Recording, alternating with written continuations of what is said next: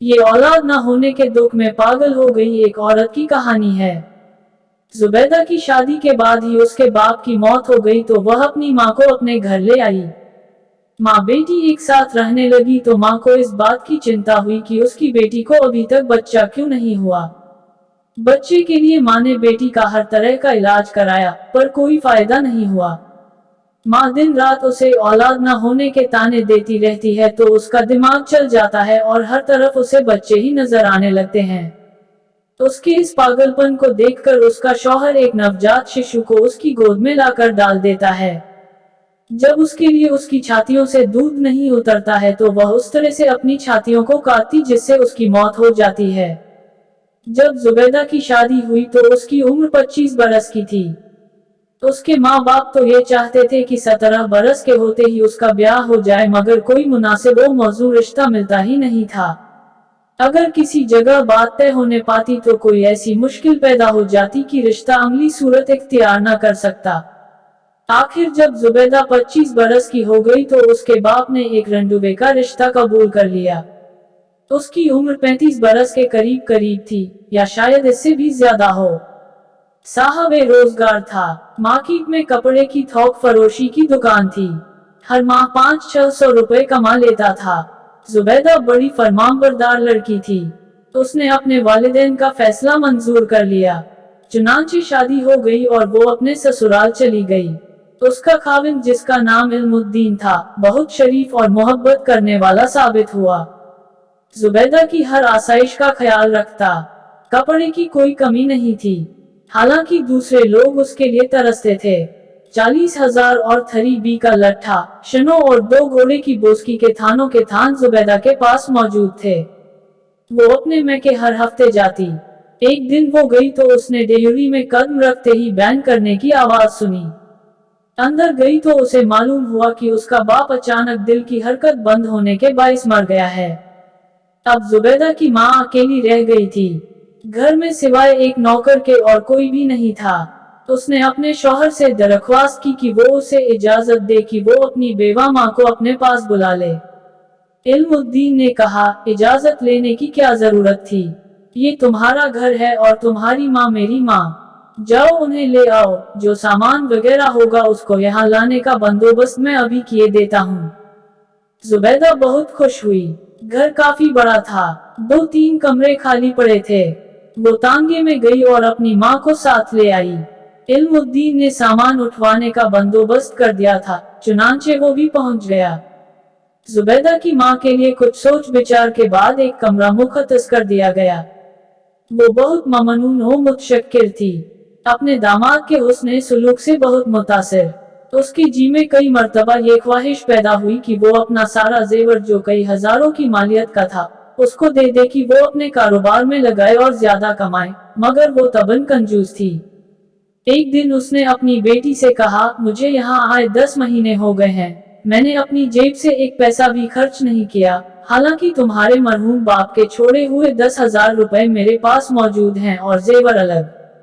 जुबैदा अंगीठी के कोयलों पर फुल्का सेक रही थी। माँ, तुम भी कैसी बातें करती हो? कैसी वैसी मैं नहीं जानती। मैंने ये सब रुपये इल्मुद्दीन को दे दिए होते, मगर मैं चाहती हूँ कि तुम्हारे कोई बच्चा पैदा हो तो ये सारा रुपया उसको तोहफे के तौर पर दूँ। जुबैदा की माँ को इस बात का बड़ा ख्याल था कि अभी तक बच्चा पैदा क्यों नहीं हुआ। शादी हुए करीब करीब 2 बरस हो चुके थे, मगर बच्चे की पैदाइश के आसार ही नजर नहीं आते थे। वो उसे कई हकीमों के पास ले गई। कई माजूने, कई सिफूफ, कई कुर्ज उसको खिलवाए, मगर खातिर ख्वाह नतीजा बरामद न हुआ। आखिर उसने पीरों फकीरों से रुजू किया। टोने टोक के इस्तेमाल किए गए, तावीज धागे भी, मगर मुराद बर न आई। जुबैदा इस दौरान में तंग आ गई। एक दिन चुनांचे उसने उकता कर अपनी माँ से कह दिया, छोड़ो इस किस्से को, बच्चा नहीं होता तो न हो। उसकी बूढ़ी माँ ने मुंह बिसूर कर कहा, बेटा, ये बहुत बड़ा किस्सा है, तुम्हारी अकल को मालूम नहीं क्या हो गया है। तुम इतना भी नहीं समझती कि औलाद का होना कितना जरूरी है, उसी से तो इंसान की जिंदगी का बाग सदा हरा भरा रहता है। जुबैदा ने फुल्का चंगेर में रखा, मैं क्या करूं? बच्चा पैदा नहीं होता तो इसमें मेरा क्या कसूर है? बुढ़िया ने कहा, कसूर किसी का भी नहीं बेटी। बस सिर्फ एक अल्लाह की मेहरबानी चाहिए। जुबैदा अल्लाह मियाँ के हुजूर हजारों मर्तबा दुआएं मांग चुकी थी कि वो अपने फजल और करम से उसकी गोद हरी करे, मगर उसकी इन दुआओं से कुछ भी नहीं हुआ था। जब उसकी माँ ने हर रोज उससे बच्चे की पैदाइश के मुतल्लिक बातें करना शुरू की, तो उसको ऐसा महसूस होने लगा कि वो बंजर जमीन है, जिसमें कोई पौधा उग ही नहीं सकता। रातों को वो अजीब अजीब से ख्वाब देखती, बड़े उटपटांग किस्म के। कभी ये देखती कि वो लको-दक सहरा में खड़ी है, उसकी गोद में एक गुलगोथना सा बच्चा है, जिसे वो हवा में इतने जोर से उछालती है कि वो आसमान तक पहुंचकर गायब हो जाता है। कभी ये देखती कि वो अपने बिस्तर में लेटी है, जो नन्हे मुन्ने बच्चों के जिंदा और मुतहर्रिक गोश्त से बना है। ऐसे ख्वाब देख देख कर उसका दिल और दिमाग गैर मुतवाजिन हो गया। बैठे बैठे उसके कानों में बच्चों के रोने की आवाज आने लगी और वह अपनी माँ से कहती, ये किसका बच्चा रो रहा है।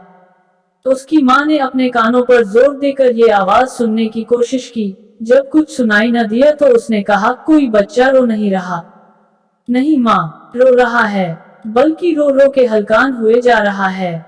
तो उसकी माँ ने कहा, या तो मैं बहरी हो गई हूँ या तुम्हारे कान बजने लगे हैं।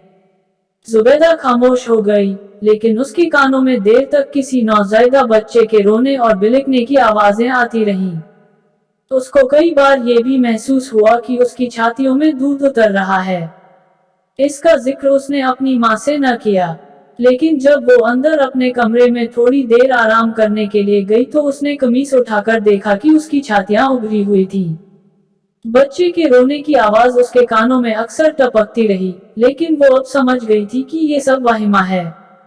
हकीकत सिर्फ ये है कि उसके दिल और दिमाग पर मुसलसल हथौड़े पड़ते रहे हैं कि उसके बच्चा क्यों नहीं होता, और वो खुद भी बड़ी शिद्दत से वो खला महसूस करती है, जो किसी ब्याही औरत की जिंदगी में नहीं होना चाहिए। वो अब बहुत उदास रहने लगी। मोहल्ले में बच्चे शोर मचाते तो उसके कान फटने लगते। उसका जी चाहता कि बाहर निकलकर उन सब का गला घोंट डाले। उसके शौहर इल्मुद्दीन को औलाद वोलाद की कोई फिक्र नहीं थी। वो अपने व्यापार में मगन था। कपड़े के भाव रोज बरोज चढ़ रहे थे। आदमी चूंकि होशियार था, इसलिए उसने कपड़े का काफी जखीरा जमा कर रखा था। अब उसकी माहाना आमदन पहले से दोगुना हो गई थी, मगर इस आमदन की ज्यादती से जुबैदा को कोई खुशी हासिल नहीं हुई थी। जब उसका शौहर नोटों की गड्डी उसको देता, तो उसे अपनी झोली में डालकर देर तक उन्हें लोरी देती रहती, फिर वो उन्हें उठाकर किसी ख्याली झूले में बिठा देती। एक दिन इल्मुद्दीन ने देखा कि वो नोट जो उसने अपनी बीवी को ला कर दिए थे, दूध की पतीली में पड़े हैं। वो बहुत हैरान हुआ कि ये कैसे यहाँ पहुँच गए। चुनांचे उसने जुबैदा से पूछा, ये नोट दूध की पतीली में किसने डाले हैं। जुबैदा ने जवाब दिया, बच्चे बड़े शरीर हैं, ये हरकत उन्हीं की होगी। इल्मुद्दीन बहुत मुतहयर हुआ, लेकिन यहाँ बच्चे कहाँ हैं। जुबैदा अपने खाविन से कहीं ज्यादा मुतहयर हुई, क्या हमारे यहाँ बच्चे नहीं। आप भी कैसी बातें करते हैं। अभी स्कूल से वापस आते होंगे, उनसे पूछूंगी कि ये हरकत किसकी थी। इल्मुद्दीन समझ गया, उसकी बीवी के दिमाग का तवाजुन कायम नहीं, लेकिन उसने अपनी सास से इसका जिक्र न किया कि वो बहुत कमजोर औरत थी। वो दिल ही दिल में जुबैदा की दिमागी हालत पर अफसोस करता रहा, मगर उसका इलाज उसके बस में नहीं था। उसने अपने कई दोस्तों से मशवरा लिया। उनमें से चंद ने उससे कहा कि पागल खाने में दाखिल करा दो, मगर इसके ख्याल ही से उसे वहशत होती थी। उसने दुकान पर जाना छोड़ दिया, सारा वक्त घर रहता और जुबैदा की देखभाल करता कि मबादा वो किसी रोज कोई खतरनाक हरकत कर बैठे। उसके घर पर हर वक्त मौजूद रहने से जुबैदा की हालत किसी कदर दुरुस्त हो गई, लेकिन उसको इस बात की बहुत फिक्र थी कि दुकान का कारोबार कौन चला रहा है। कहीं वो आदमी जिसको ये काम सपुर्द किया गया है, गबन तो नहीं कर रहा। उसने चुनांचे कई मर्तबा अपने खाविन से कहा, दुकान पर तुम क्यों नहीं जाते। इल्मुद्दीन ने उससे बड़े प्यार के साथ कहा, जानम, मैं काम करके थक गया हूँ, अब थोड़ी देर आराम करना चाहता हूँ। मगर दुकान किसके सपुर्द है। मेरा नौकर है, वो सब काम करता है। क्या ईमानदार है। हाँ हाँ, बहुत ईमानदार है, दमड़ी दमड़ी का हिसाब देता है, तुम क्यों फिक्र करती हो। जुबैदा ने बहुत मुतफिक्र होकर कहा, मुझे क्यों फिक्र न होगी, बाल बच्चेदार हूँ। मुझे अपना तो कुछ ख्याल नहीं, लेकिन इनका तो है। ये आपका नौकर अगर आपका रुपया मार गया तो ये समझिए कि बच्चों। इल्मुद्दीन की आंखों में आंसू आ गए। जुबैदा, इनका अल्लाह मालिक है। वैसे मेरा नौकर बहुत वफादार है और ईमानदार है। तुम्हें कोई तरद्दुद नहीं करना चाहिए। मुझे तो किसी किस्म का तरद्दुद नहीं है, लेकिन बात औकात माँ को अपनी औलाद के मुतल्लिक सोचना ही पड़ता है। इल्मुद्दीन बहुत परेशान था कि क्या करे। जुबैदा सारा दिन अपने ख्याली बच्चों के कपड़े सीती रहती, उनकी जुराबें धोती, उनके लिए ऊनी स्वेटर बुनती। कई बार उसने अपने खाविंद से कहकर मुख्तलिफ साइज की छोटी छोटी सैंडलें मंगवाईं, जिन्हें वो हर सुबह पॉलिश करती थी। इल्मुद्दीन ये सब कुछ देखता और उसका दिल रोने लगता, और वो सोचता कि शायद उसके गुनाहों की सजा उसको मिल रही है। ये गुनाह क्या थे, इसका इल्मुद्दीन को नहीं था। एक दिन उसका एक दोस्त उससे मिला जो बहुत परेशान था। इल्मुद्दीन ने उससे परेशानी की वजह दरियाफ्त किया तो उसने बताया कि उसका एक लड़की से माशिका हो गया था। अब वो हामिला हो गई। इसकात के तमाम जराए इस्तेमाल किए गए हैं, मगर कामयाबी नहीं हुई। इल्मुद्दीन ने उससे कहा, देखो, इसकात वुस्कात की कोशिश न करो, बच्चा पैदा होने दो। उसके दोस्त ने, जिसे होने वाले बच्चे से कोई दिलचस्पी नहीं थी, कहा, मैं बच्चे का क्या करूंगा, तुम मुझे दे देना। बच्चा पैदा होने में कुछ देर थी। इस दौरान में इल्मुद्दीन ने अपनी बीवी जुबैदा को यकीन दिलाया कि वो हामिला है और 1 माह के बाद उसके बच्चा पैदा हो जाएगा। जुबैदा बार बार कहती, मुझे अब ज्यादा औलाद नहीं चाहिए, पहले ही क्या कम है।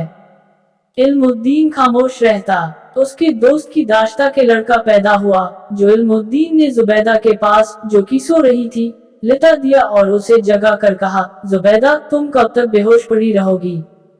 ये देखो, तुम्हारे पहलू में क्या है। जुबैदा ने करवट बदली और देखा कि उसके साथ एक नन्हा मुन्ना बच्चा हाथ पांव मार रहा है। इल्मुद्दीन ने उससे कहा, लड़का है। अब खुदा के फजल और करम से हमारे 5 बच्चे हो गए हैं। जुबैदा बहुत खुश हुई। ये लड़का कब पैदा हुआ? सुबह 7 बजे, और मुझे इसका इल्म ही नहीं। मेरा ख्याल है दर्द की वजह से मैं बेहोश हो गई होंगी। इल्मुद्दीन ने कहा, हाँ, कुछ ऐसी ही बात थी, लेकिन अल्लाह के फजल और करम से सब ठीक हो गया। दूसरे रोज जब इल्मुद्दीन अपनी बीवी को देखने गया तो उसने देखा कि वो लहूलुहान है। उसके हाथ में उसका कट थ्रोट उस्तरा है। वो अपनी छातियां काट रही है। इल्मुद्दीन ने उसके हाथ से उस्तरा छीन लिया। ये क्या कर रही हो तुम? जुबैदा ने अपने पहलू में लेटे हुए बच्चे की तरफ देखा और कहा, सारी रात बिलखता रहा है, लेकिन मेरी छातियों में दूध न उतरा। लानत है ऐसी। इससे आगे वो और कुछ न कह सकी। खून से लिथड़ी हुई एक उंगली उसने बच्चे के मुंह के साथ लगा दी और हमेशा की नींद सो गई। दोस्तों, कहानी कैसी लगी कमेंट बॉक्स में जरूर बताएं, और अगर आप हिंदी कहानियां सुनना पसंद करते हैं तो हमारे चैनल को जरूर सब्सक्राइब करें और बेल आइकन जरूर दबाएं।